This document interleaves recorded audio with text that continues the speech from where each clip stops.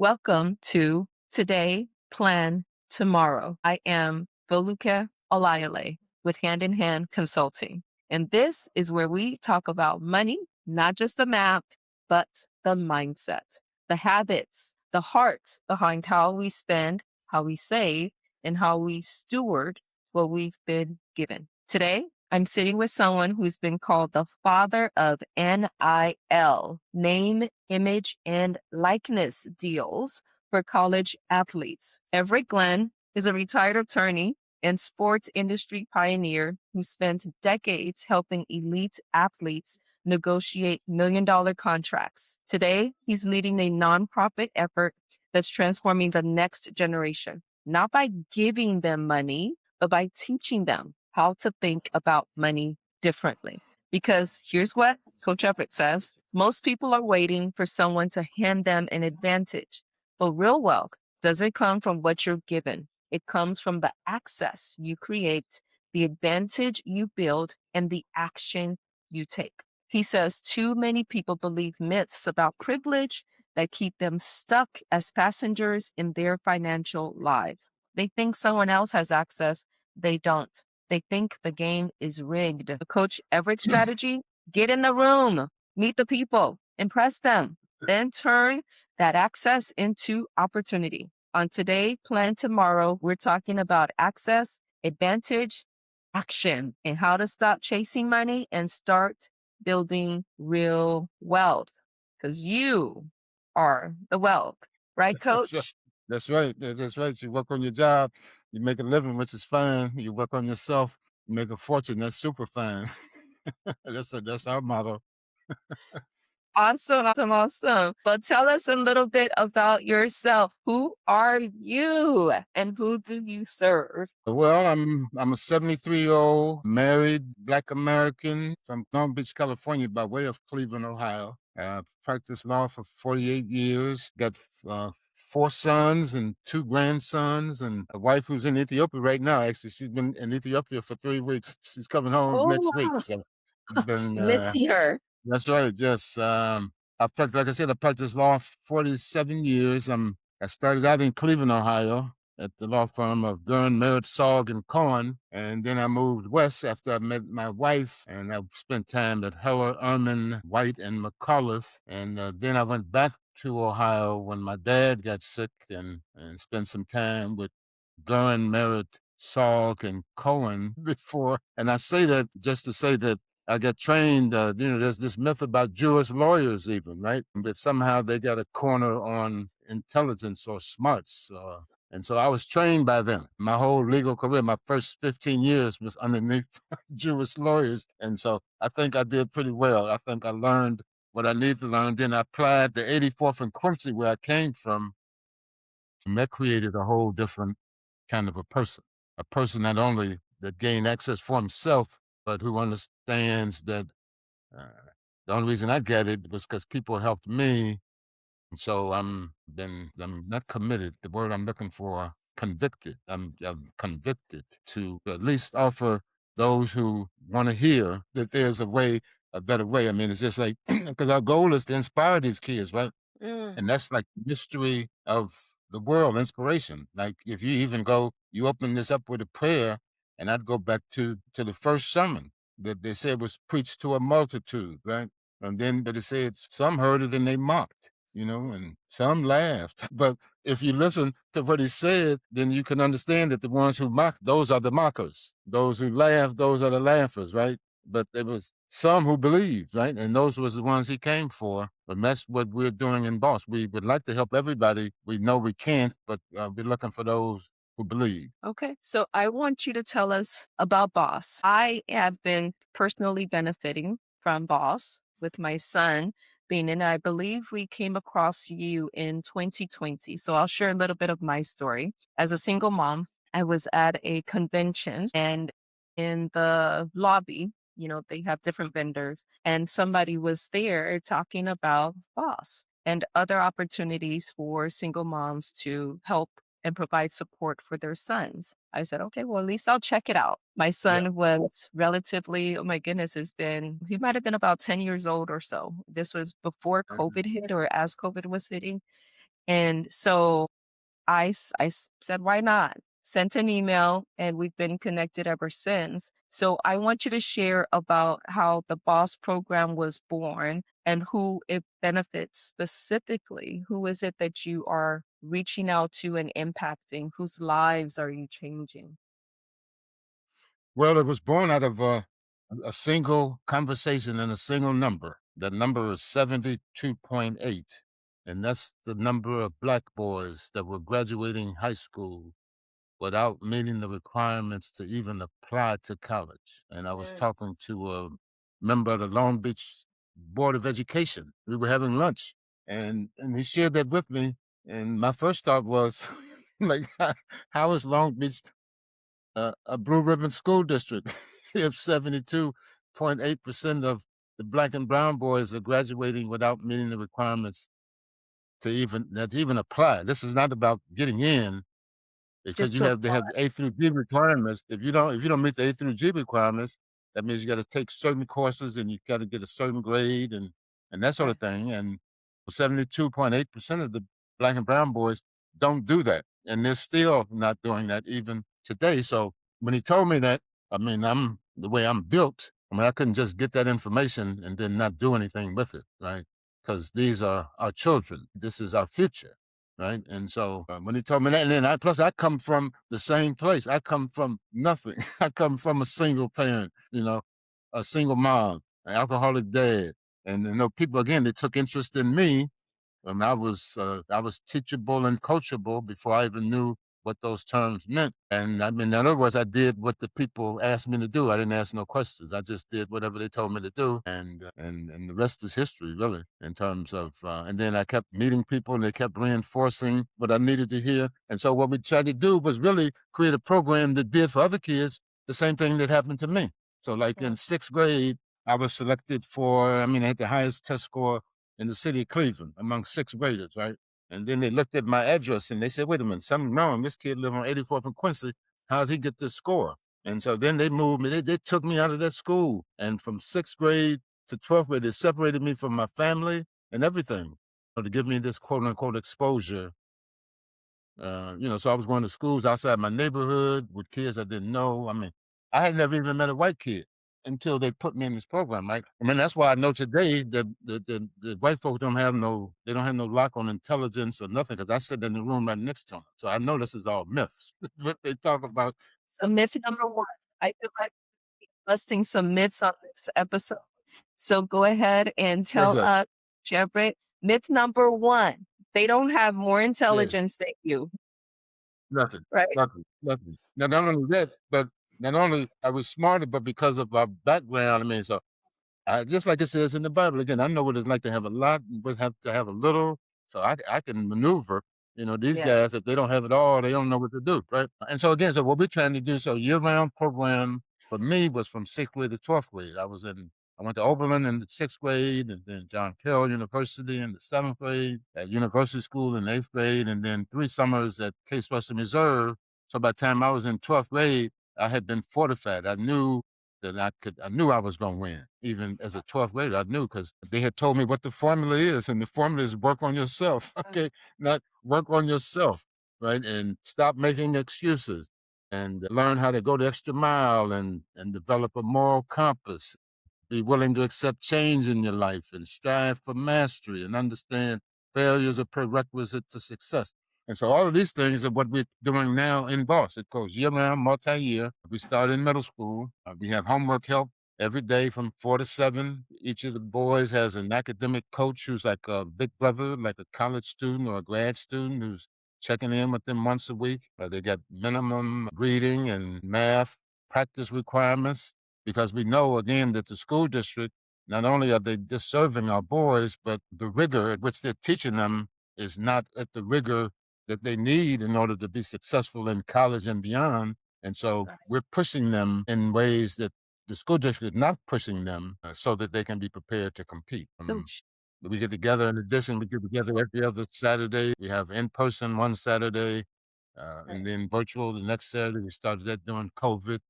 We got all kinds of real world experiences and opportunities for advocacy and service. Son, hola.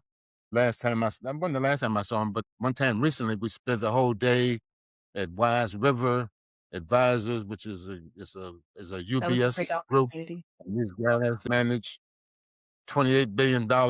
And we got one of our boys working out there now. One of our college students is working at Wise River. So we have the access, and what we want them to understand is we're preparing you. We know these things down the road that we have available for you. That's why we're pushing you in the sixth grade and the seventh grade and the eighth grade and the ninth grade. Because when you get over here, if you don't meet the requirements, nothing we can do. Just because we know Right. them, it won't make no difference. Right. To make the impact when it actually makes a huge difference in that middle school, early high school, and then following them all the way through. I know that you guys meet Yeah, at Long Beach State, right? The yeah. Pyramid, State Long Beach. Can you tell us about the BOSS pillars? For those who are not familiar with the BOSS pillars, tell them about the BOSS pillars and tell them which one we're going to focus on today's podcast. Well, we have 6 pillars, 'cause like I said, again, we believe that if you work on your game, you work on your job, you make a living, which is fine. You work on yourself, you can make a fortune, which is super fine. And so we developed these 6 pillars because we want these boys to develop whole, right? Listen. Prepared and positioned to pursue success wherever they want to pursue it. And so we have an economically boss pillar, we have an emotionally boss pillar, mentally, physically, socially, and spiritually, right? And then underneath each one of those pillars, like today, we're going to talk about economically boss pillar. So we have 4 components under each pillar, and those four components each spell boss, right? So underneath economically boss, the B is be money smart.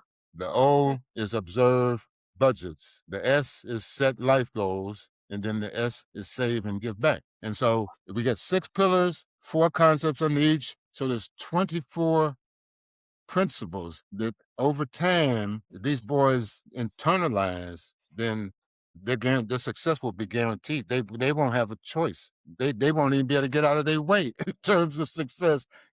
And then on top of that, there's a lifestyle again we want them to adopt that's got, again, no excuses. Go the extra mile, work on Mm, yourself, develop a moral compass, understand failure is a prerequisite to success, strive for mastery, be willing to accept change in your life because change is growth, right? Most people, right. 80% of people won't change, even if the change is beneficial. Right. And so if we get them to start developing these habits, because that's all they really are, is habits and Yeah. mindsets. If they get them Right. in them young enough, then they can serve them for the rest of their life. That's what has happened to me. I didn't know Right. nothing about money growing up. We didn't have no money.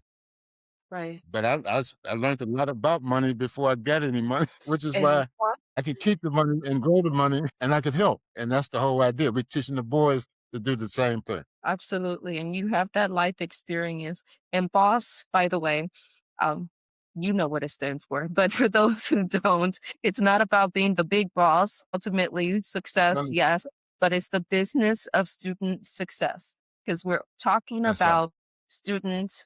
What age would you say? 12 to 18 is in the program, or do you Yeah, have I mean, any? we start in middle school. We start in middle school, and then we go year round and multi-year. So, like Olaf, for example, is probably like 5 years. You Yes. seen these guys? They didn't have hair. They didn't have facial hair. They didn't know how to drive. And now they got beards and mustaches and And driving and driving, yes, all of all that, kind of which stuff. Yeah, it's yeah, been absolutely amazing watching the young boys turn into literally men well, we under get your care. 70s. We graduated 79. We graduated 79, and 77 of them are pursuing post-secondary. That's like a Wow, 99% success. And I mean, Numbers Unified got about 30%. But USD got about wow. 30% in terms of kids who A actually night go to college. that's awesome. I mean, Stanford, You have UCLA. 79 Black and brown boys going through the business success program and being taught how to be economically boss, right? To take Yes, advantage of the resources that you've been providing through your program. And again, you are an attorney. You, yes, not as if you're just a dad. You're a dad, you're a yes, grandfather, but you're also an attorney that has helped athletes, professional athletes in different sports. We're talking about NFL, NBA. You tell them all the different sports, right? As far as putting together their own successes, building their own successes by investing in themselves. right? What was that Yes. experience like with the name, image, and likeness and the deals that you've done for the college athletes? Well, now, so name engine. I haven't done NIL deals because I've retired from the sport. But the point is, I was doing stuff for kids that wasn't permissible at the time. I was able to get them able to do it. Now you can do anything. Okay, so now you could transfer anytime you want to, right? Okay, when I was representing Nia Ali, who's an Olympian who had transferred from the University of Tennessee to USC, you couldn't train. If you transferred, you had to sit out a year and could lose that year of eligibility, right? And so now again, you can transfer to a school and enroll in another school tomorrow with no Right. penalty.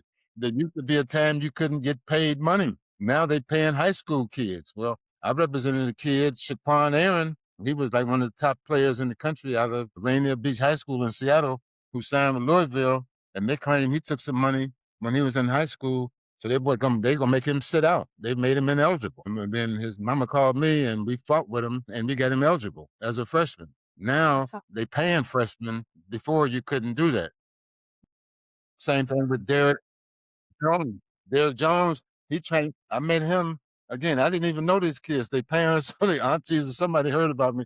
So Derek Jones, he first signed with USC out of Long Beach Poly, and then it turned out that he wasn't cleared by the clearinghouse. That's like, so he wasn't quote unquote eligible to play, but they had him participate in like a 1 week camp before school started. And unbeknownst to him, participating in that 1 week camp, even though he ultimately was never enrolled at USC, made him a transfer student from USC. So when he wanted to go to another school, they considered him a transfer, even though he never enrolled. He was just admitted to USC. And I was able to, and then in the Pac 12, I'm like, so the NCAA, they have this rule at the time where if you transfer, you have to sit out a year, but the conferences, they could have rules that are stricter, not more lenient, but stricter. So the Pac 12, their rule, not only you have to sit out the year, but you lose the year of eligibility and you can't get athletically related financial aid, which basically means you can't go to school. wow. So this kid, Derek Jones, we transferred him to USC to Oregon. We got him eligible without a hearing. He was able to play immediately. That's the first time. It ain't never happened in the history of the Pac-12. From the Look at same thing you. with Ali coming from Tennessee. And we found out at Tennessee that the women athletic director at Tennessee, they had a rule they called the Pat Summit rule, which was a violation of Title IX, which is the rule to protect women. Women put in place a rule to discriminate against women. Women did at the University of Tennessee to make it harder for women to transfer than for Wow. men to transfer. And we get that upset like on his face. And Nia Ali, I actually met her in the office on Derek Jones. She thought I was Derek's father. I said, no, I'm his lawyer. So she said, can you help me? And we helped her get eligible. So all this stuff you can do now. So when I say I'm the father of NIL, I'm really saying I was just able to do stuff for kids when it wasn't permissible. I was able Exactly. to get them to do it. Now, That's how and I doors think, and I open, was though. forcing all these rules. Yeah. So I'm thinking to myself, part of the reason they're letting them do all this stuff is all the hell I raised Yes. and the articles I used to write for I used to write for Huffington Post, right? And like Yeah. I'm saying, March Madness, the real March Madness is you got 70 teams, 90% black athletes gonna make, $10 billion, and the black kids don't get nothing. They don't even get a degree. That's March Madness. March Madness is not 30 games in 3 days. I think a lot of the doors that you open touches on the access that you want to literally educate the kids that they have. Like you have access. You may not realize it, but the access is there, right? Information, I think, is how you would put it. So, how do you Oh, it's talk? like that. You read my mind because it's information. That's all it is. Because when the kid called me from the Pac-12, Derek Jones, I had never represented a kid before the NCAA, but they have a book. I could go read the book, right? So I just got the NCAA Constitution and bylaws, and Yeah, because I've been prepared from kindergarten all the way through law school, when I read the book, I said, "Wait a minute." And so, in fact, the reason that they consider him, Derek Jones, a transfer from USC to Oregon, even though he never enrolled at USC, was because their definition of a transfer student is a person who had been admitted as a regular full-time student, right? A regular full-time student. So I asked the guy at the Pac-10 office, I say, what's a regular student? He said, well, why you ask me that? I said, well, that's what it says. I said, I figured since they put the word regular, they must have some irregular kids, because the kid I'm talking about, he ain't regular. Okay, so this rule don't even apply to him, because I saw the letter y'all sent him saying he was going to be enrolled. And I got 4 kids in college, and they ain't never got no letter saying somebody going to be helping them, and they're going to have their own tutor, and they're going to be all this other kind of stuff. So they didn't admit him as a regular full-time student, right? And then what's this other thing you talking about, him getting some money? And so I just read the rules, and I just asked them 2 questions, and the guy said nobody ever asked those 2 questions. Let me talk about it with my team, and then I'll get back to you tomorrow at noon. They called me back at noon the next day, and they said, look, Derek Jones can go to Oregon. There's not going to be a hearing. We've That's all. already told you. They didn't want the world to know. They didn't want the world to know. But all I did was look Don't at the raise hell. rules. Don't raise hell. We got it and got it.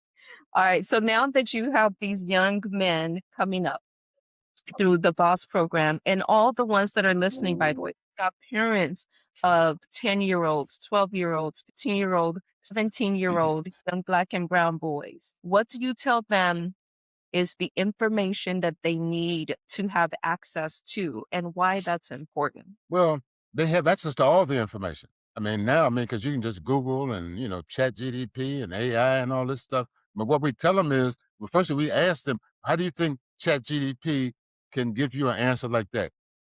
And they think about it, look at me like I'm crazy. And then they say, finally, coach, well, because all the information is in there. And I say, exactly. Okay, because it's in there, then you could pull it out.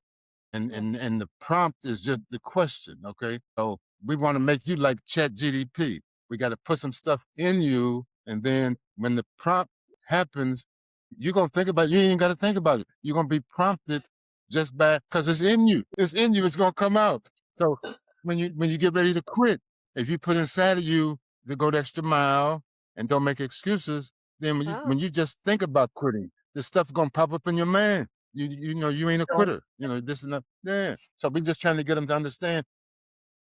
Now, but our focus now is on preparing them for careers that require a strong foundation in math, critical thinking, and those kind of skills. But that's only because of the time in which we live. I mean, the technology and, math is at the root of all of that. And so if they don't have a strong foundation in math, they won't be able to pursue a lot of careers, even if math is not the primary requirement for it. You have to be able to understand math.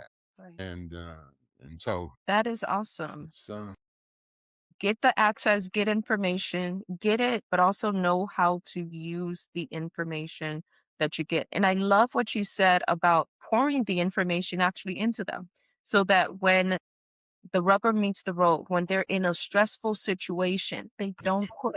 They literally simply no, this will come up just like ChatGPT. It'll be this how they feel. That'll be the prompt. Just how they feel. That'll be the prompt. Just like if you ask ChatGPT a question and it comes up when you say I'm scared, and then it'll come up. You weren't given a spirit of fear, but a power and a sound mind, right? So you ain't even going. You just gonna brush that off and just gonna keep on going. But it got to be in you. If it ain't in you, you can't do that. and you're investing But to your in point, to your point about the experience representing the players, again, when they talk about being money smart, so they came into money, most of them, and they didn't know nothing about money, nothing. I mean, I get questions like, first guy get a check, what's FICA? He called it FICA. What's FICA? I said, what do you mean FICA? He said, well, it's FICA. I said, that's not FICA, that's FICA. They didn't have a clue. But again, because we have the information, consider, for example, how we could use the information. In football, for example, the NFL season starts in September, right?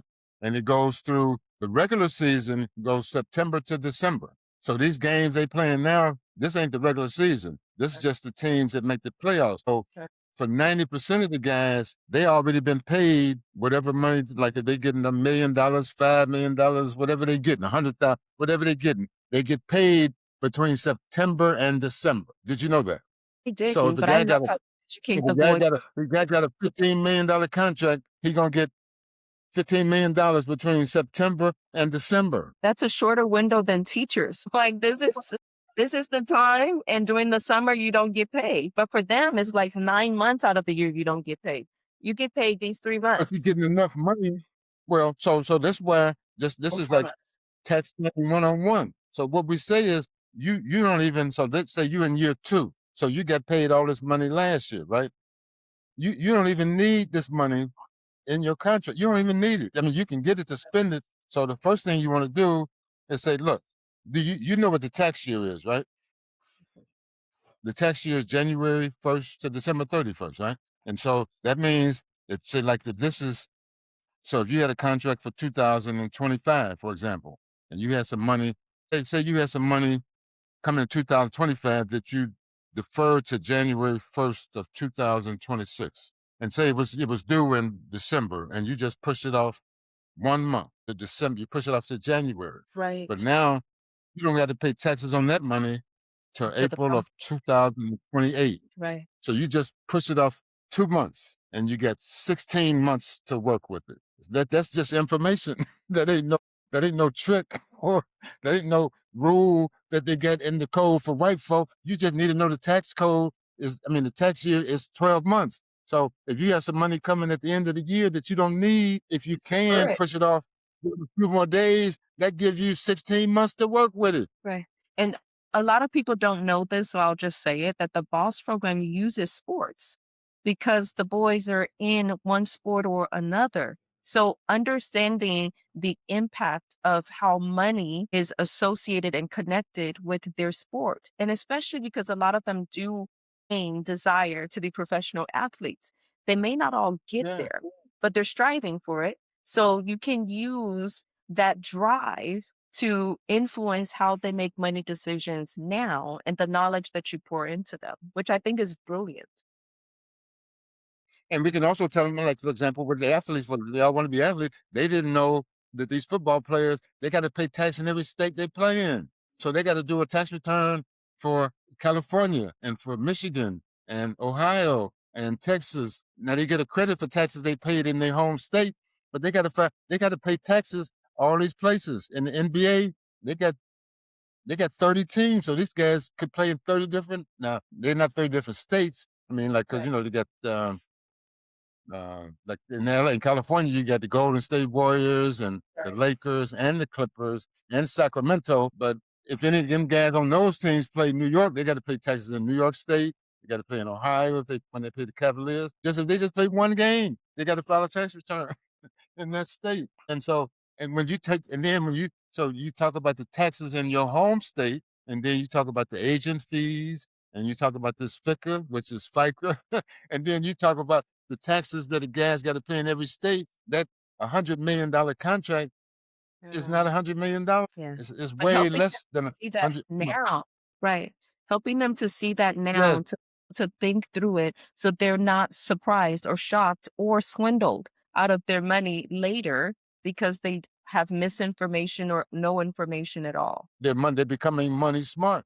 They Right. knowing they know that these contracts they see these guys sign, they don't see half of that money. Right, right.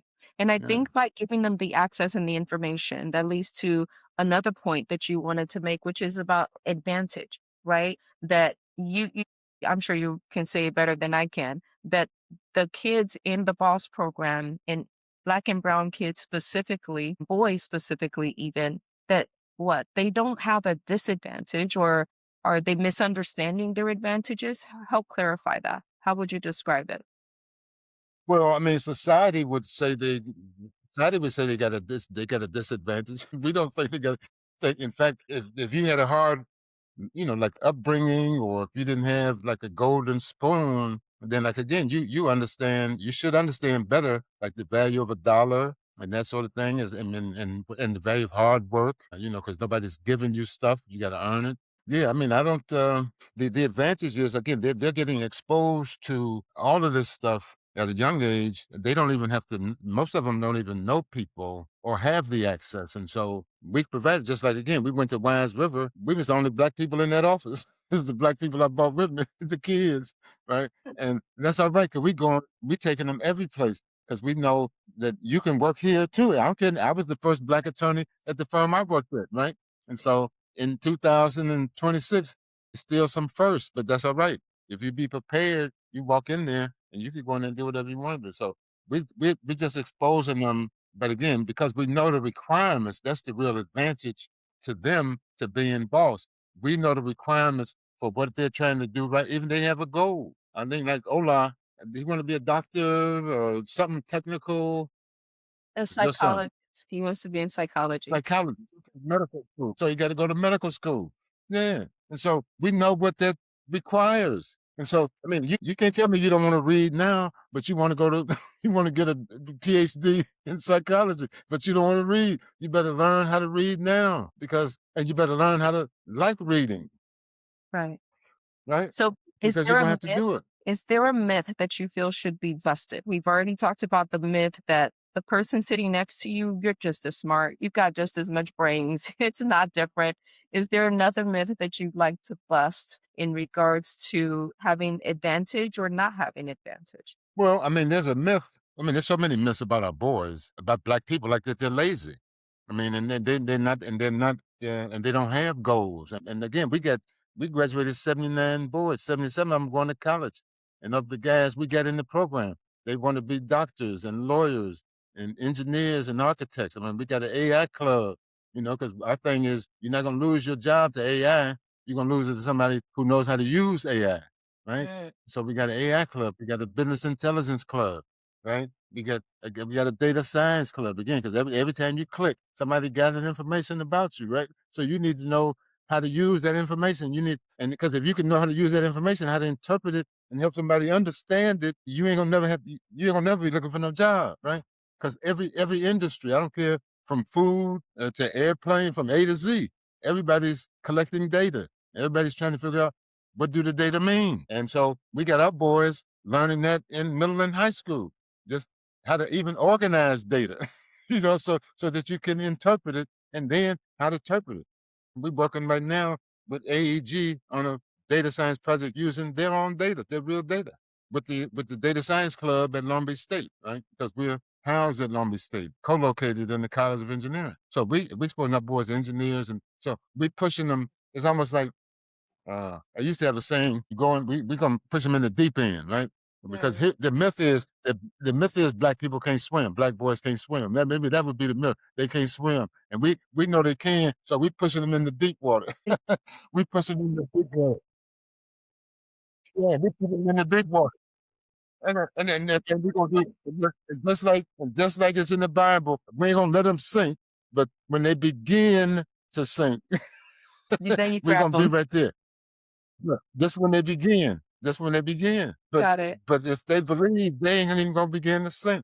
They Mm, gonna know it's just turbulence or something. yes. So to bust the myth, you simply put them in that situation and teach them how to swim, right? So if society says black boys can't swim, yes, they can. They We're gonna they they know how to wade water. They know how to wade water. They will survive till they learn how to swim. They'll just wade their feet moving whatever, and we're gonna teach them how to turn that into swimming. doggy paddle, doggy paddle, doggy paddle. Yeah, That's what you're doing some whatever serious it takes. jump. So they're learning right away that you got to be willing to do whatever it takes Yeah, if you really want to be successful. I mean, you have to right. learn how to do stuff you don't like to do. I mean, and we use examples. We tell them our own. I mean, we're not born with none of this. This is No. all stuff you have to develop. And And because nobody again, they're getting exposure at a young age, so now they can start develop. I mean, nobody told me that these principles and pillars that we're putting inside of them would transform their life. Nobody right. told me that when I was their age, but now that I know, I mean, because I could tell them, I started hearing about this stuff when I was like 21 years old, and it transformed my life. I mean, it literally transformed my life. I mean, just the mindset and attitude Right. that comes from putting this stuff inside of you. And so, if it transformed my life, and I'm saying, how old are you? So you 12. Okay, so I just told you I didn't hear about this till I was 24. So you 12. So You're you got a further ahead, 12-year advantage. And right. we don't expect you to get it, but if you just keep coming back, just keep coming back, You'll come, and then you'll come to, and then you come to believe just over time. That's the real thing, is the time. That's what it takes, time. So on the other side of that, once they have the information and they realize that they actually are not at a disadvantage at all, right? Nobody was born knowing, Mhm. but you're going to transfer the Good. information to them so that they can use their newfound advantage. What do you want them to do Yes. with it? What is the action you want them to take? What is that Well, we money want them for? to, well, we want them to identify where they want to go with all of that. Because if you don't know the port to which you're headed, no wind is favorable. If you don't know the port to which you're headed, no wind is favorable, right? So we Wow. want them to figure out first. I mean, that's why, again, these are principles that they put in grown-ups with the end in mind. So we want them to identify where they want to go, and then use this information that we have shared with them, plus more information they're going to have to learn over time to get where they want to go. But they Are got to they first get where they want to go. And like success, that's not we ain't talking about success. We want them to be specific. Like when I was their age, I told them I wanted to be, uh, I wanted to be like the top agent representing athletes. And I wanted to be in the green room at the draft, when they have the interviews and everybody's sitting back there. I said that when I was 12 years old. I didn't even know what the green room looked like. But I just said, and I want to be married. I want to have a wife. I want to have, 3 kids and live in a nice house, because I live in, I live not, I mean, I showed kids my picture of house I grew up in. I don't know if you've seen the picture of the house I grew up in. Yeah, I showed them that's where I started at, right? So, but if you go to the end, like again, I'm in the green room and I get 2 clients and the parents and families, everybody's happy and everything is so because that's like in my brain, right? So that's the end. I'm not gonna be discouraged. I don't care what happened. I can have a setback. no I don't care distraction? because I know where the end is. And Right. because I know where the end is, I ain't never gonna really get too discouraged because I know what I'm trying to get to. So that's what we want. We want to take that information, identify a destination, and then we'll show them how they can use all this information to get there. So, not discouraged, not distracted, but focused on the destination. I absolutely love it. Is there Right? a principle, a rule, like a 50-30-20 rule that you want to share with them that will help them get to that destination? Absolutely. In fact, we just talked about it this past weekend because we had a group of City National bank folk, and then we talked about it a month earlier when Craig Chiate, the managing partner at Wise River, was there. And that's it, is that if they can get in the habit right now of spending 50% of their money on what they need and 30% on what they want and 20% on saving and investing. In If their they future? can If they do that starting now, so I mean, if you got $100, if they got $10, take $5 and spend that on whatever they want to. $5 on what they need, rather, and then $3 on what they want, and take $2 and give it back to their parents to save for. If they would do that every time they get some money between their age now, they can pay for their own college Right. easily. If they start saving, I was at a presentation not too long ago, and this guy had I forget the name of the fund, but $10,000 in 80 years turned into $587 million. $10,000 in Right. 80 years turned into $540 million. So we want them to start saving early, because if they do that early, then Yeah. The sky's I the mean, limit. again, they've been in college. Even buy insurance. They can buy insurance, like $1 million insurance policy, like a term policy. Don't cost much money. Or they can buy whole life now and start putting the money in there. And that's like another savings vehicle, because that's your money. You put in there, you can access it. That's the information too. People don't know life insurance as an asset. Right. I mean, to most people, the only benefit in life insurance is the death benefit, but they got cash value. And the cash value, you can go in there and access. And I don't know how many people, I mean, again, this is what white folk do every day. They put insurance on their kids when they're little, and then when they get old enough, and then they get the cash value out. This kid told me He cashed in his insurance policy. He had $3 million. They gave him to him when he was like 25 years old. And he went into business, failed, in another business, failed. The third strike blew up. But he had $3 million to work with, right? So he blew two of them, but one of them worked. But that's because he had enough to do, and he started thinking about this stuff when he was young enough. And that's what we got to get our children to start thinking about this stuff when they're young. But again, it's just a function of, we got to be thinking about survival, Right. paying the bills, be thinking about the basic stuff, which is fine, but you can still think about, you can start learning about this other stuff even before you get it. Right. Yeah. What I'm hearing you Yeah. say is we are providing the access for the boys so then they know to take advantage of it. And then the action that they will take, or sometimes the inaction, is not being discouraged, right? Not getting distracted, but instead focusing on their Yes. destination and being disciplined right now to set Yes. aside money for their future. Did I get Yes. that? But yeah, I mean, then that would really be the 4 Ds. That's one of our, that's like we tell them, if you can master these 4 Ds, your success is guaranteed. First, you have to have a desire. So they have to Okay. have a desire to want to be economically or financially fit, right? They have to have that desire. And then they got to make a decision. And the decision is to do something. So that would be save, that'd be Fact. putting this $20 away. And then the discipline to keep doing it.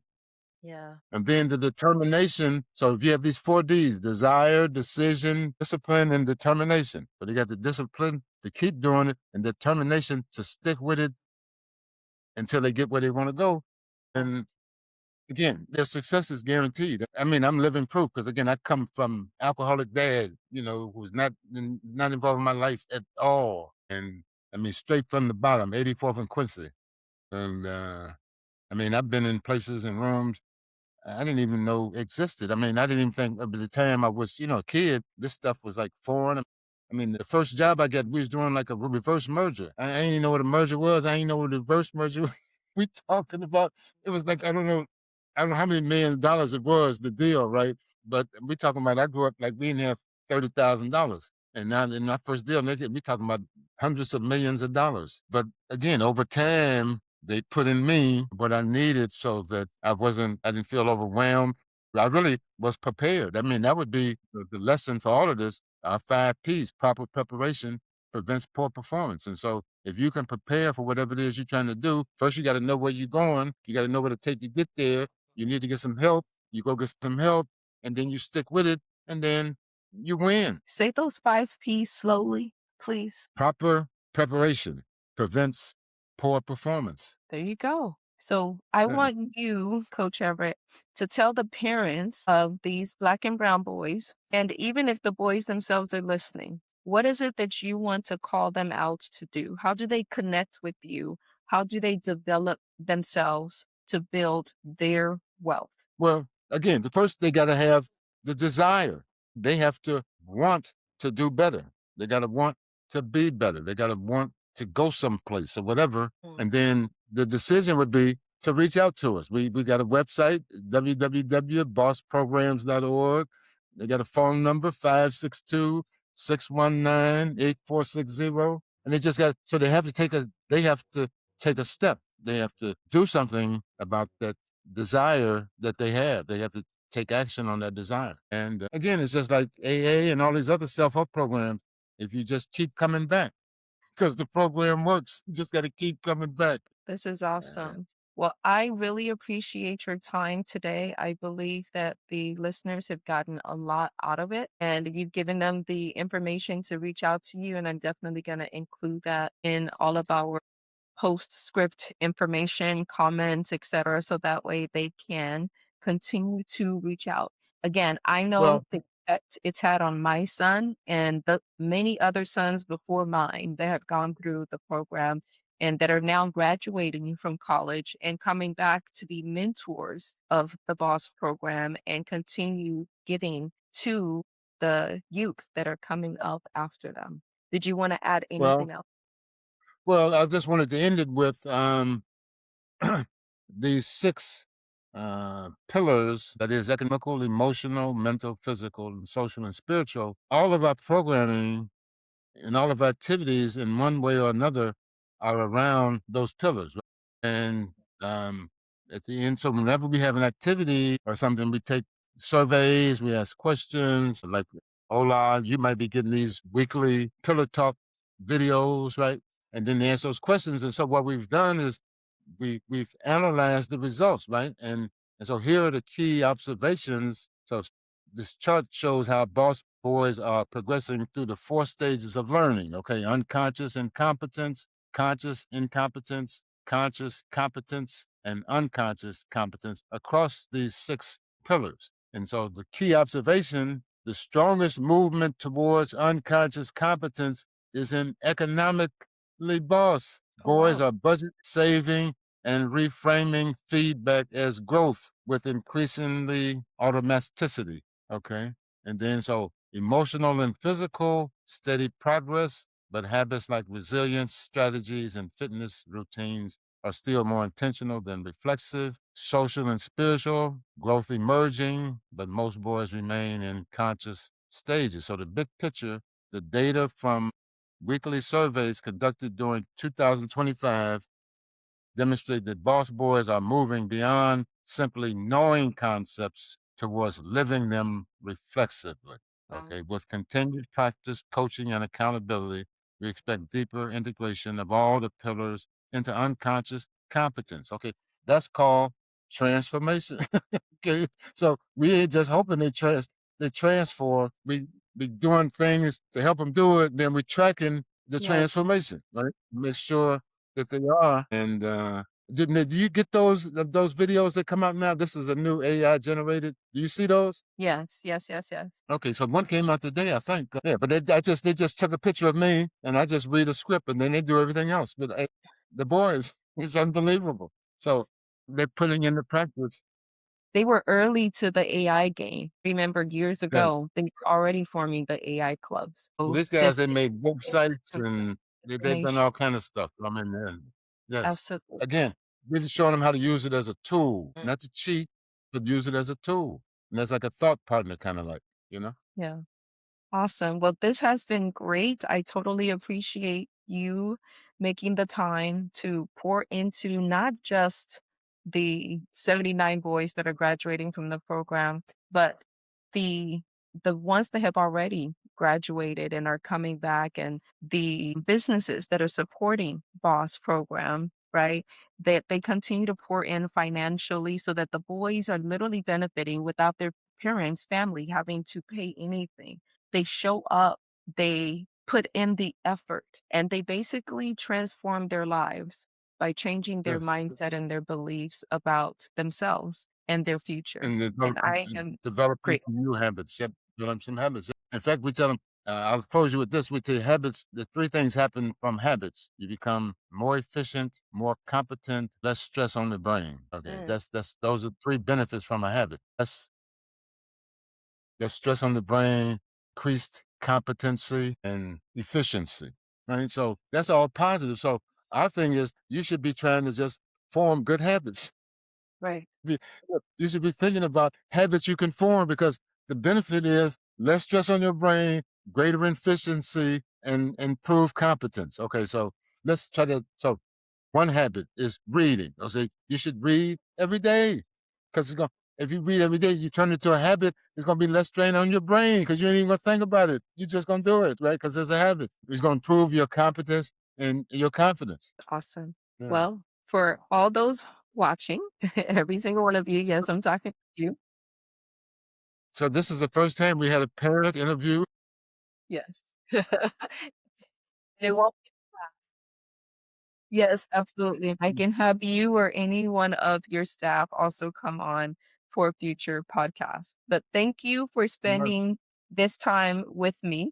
If something in Okay. today's conversation spoke to you, don't just listen. Do what Coach Everett said and take one action. Do something. You have his contact information. Take one small step. Sow one seed planted because that's how transformation begins. If you want to learn more about replanting yourself or your children, you can also check out my book, Plant Your Money Seeds, and learn to replant your money right? In every stage of life. I am Foluke Olayale with Hand in Hand Consulting. Today, plan tomorrow.